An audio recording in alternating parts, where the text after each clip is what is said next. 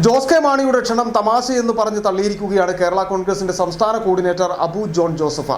കേരള കോൺഗ്രസിന്റെ യഥാർത്ഥ തറവാട് PJ ജോസഫ് നയിക്കുന്ന പാർട്ടിയാണ്. തദ്ദേശ തെരഞ്ഞെടുപ്പിൽ മാണി വിഭാഗത്തേക്കാൾ കൂടുതൽ നേട്ടം ജോസഫ് വിഭാഗം ഉണ്ടാക്കിയിട്ടുണ്ട്. സീറ്റ് വിഭജനവുമായി ബന്ധപ്പെട്ട ചർച്ചകൾ നടക്കുന്നതേയുള്ളൂ. മുന്നണിയിൽ പ്രശ്നമുണ്ട് എന്നത് മാധ്യമ സൃഷ്ടി മാത്രമാണ്. 10 സീറ്റുകൾ കേരള കോൺഗ്രസിനുണ്ട്. അതിൽ ജയിക്കുന്ന സ്ഥാനാർത്ഥികളെ നിർത്തും. കൂടുതൽ സീറ്റ് ഇതുവരെ കോൺഗ്രസിനോട് ആവശ്യപ്പെട്ടിട്ടില്ല എന്നും അബു ജോൺ ജോസഫ് തൊടുപുഴയിൽ പറഞ്ഞു. പ്രതികരണം കേൾക്കാം.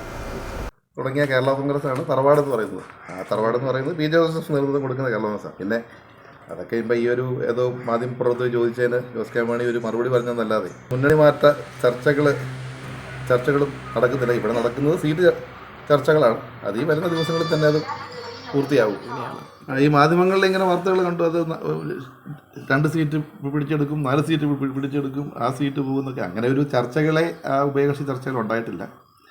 ഉഭയകക്ഷി ചർച്ചകളിൽ ആകെ ഉണ്ടായി വരുന്ന ഒരു ചർച്ച എന്ന് പറയുന്നത് മത്സരിക്കുന്ന സീറ്റുകളിൽ ജയസാധ്യതയുള്ള സ്ഥാനാർത്ഥികൾ നിർത്തണം. കാരണം ഈ വരുന്ന തെരഞ്ഞെടുപ്പിൽ ഓരോ സീറ്റിലെയും വിജയം എന്ന് പറയുന്നത് മുന്നണി ഭരണത്തിൽ വരുമോ ഇല്ലയോ എന്നുള്ളതിന് വളരെ നിർണായകമാണ്.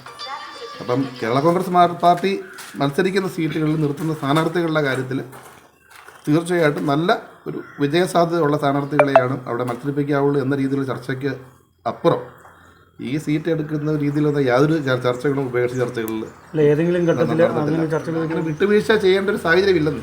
അങ്ങനെ ഒരു സീറ്റ് ഏറ്റെടുക്കും എന്നൊരു ചർച്ച അവിടെ വന്നാൽ മാത്രമല്ല വിട്ടുവീഴ്ചയുടെ ഒരു സാഹചര്യമുള്ളൂ. അങ്ങനെ ഒരു ചർച്ച ഉണ്ടായിട്ടില്ല.